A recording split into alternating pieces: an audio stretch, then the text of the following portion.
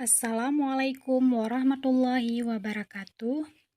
Pada kesempatan kali ini, kami akan mendeskripsikan tentang tokoh berakhlak dengan anggota kelompok Fauziah, Fitriani, dan Dea Indah Nabila, peserta Latsar CPNS tahun 2023, Angkatan 1. Kelompok kami akan mendeskripsikan tokoh berakhlak dari mantan Presiden Indonesia yaitu Bapak Susilo Bambang Yudhoyono. Beliau menjabat sebagai Bapak Presiden Republik Indonesia selama 2 periode, yaitu dari tahun 2004 sampai 2014.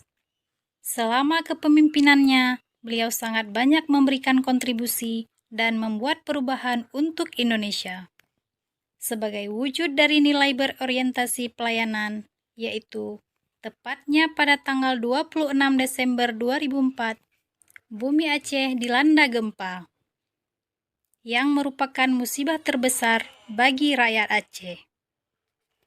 Hal tersebut menjadi ujian pertama bagi SBY. Namun beliau sangat tanggap darurat terhadap bencana yang terjadi.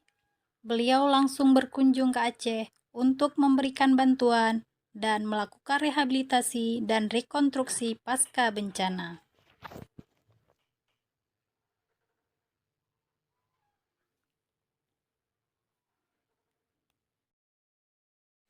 Selanjutnya adalah wujud dari nilai akuntabel. Pada masa kepemimpinannya, Presiden SBY menolak kenaikan BBM karena mempertimbangkan masih banyak rakyat Indonesia yang miskin.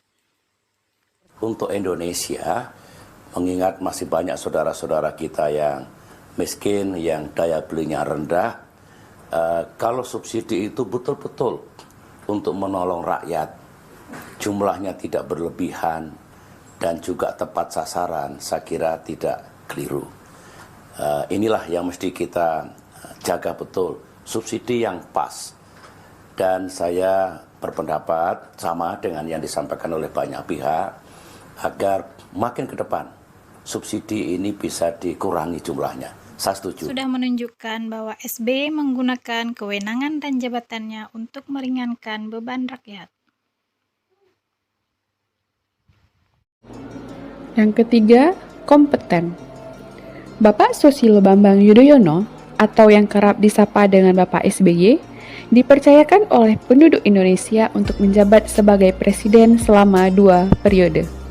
Periode pertama dimulai sejak 2004 hingga 2009, dilanjutkan dengan periode kedua yaitu pada tahun 2009 sampai 2014.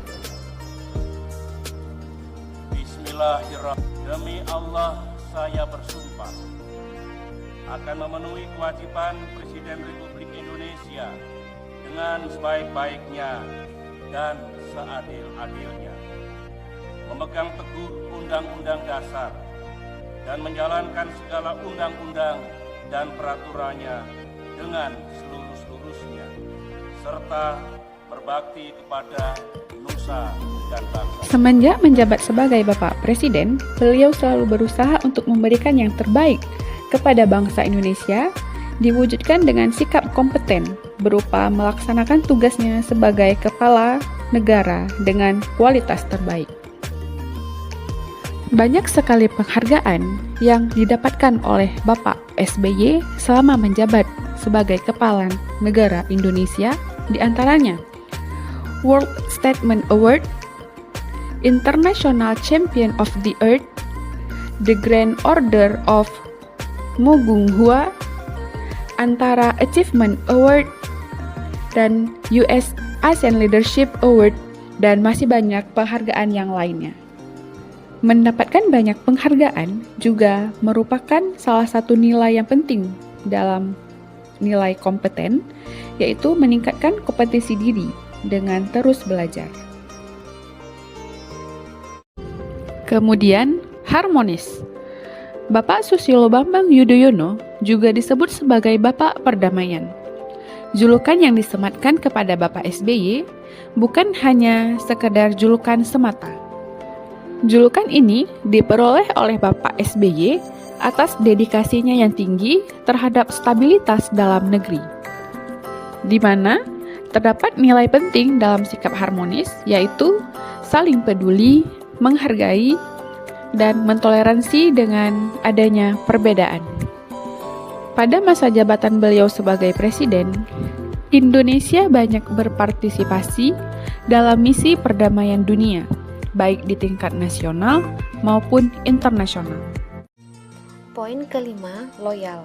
Bapak Susilo Bambang Yudhoyono melakukan kegiatan Kopdar Istura atau disebut juga Kopi Darat Istana untuk Rakyat yang bertemakan Hijaunya Bumi Indonesiaku. Bapak SBY mengajak istri dan keluarga serta warga sekitar untuk melakukan penanaman pohon sebagai bentuk kepedulian dan kecintaan terhadap bumi Indonesia. Pada poin adaptif, Bapak SBY meluncurkan sebuah program strategis jangka panjang yang diberi nama MP3EI, yaitu Master Plan Percepatan dan Perluasan Pembangunan Ekonomi Indonesia untuk periode 15 tahun terhitung sejak tahun 2011 sampai dengan tahun 2025.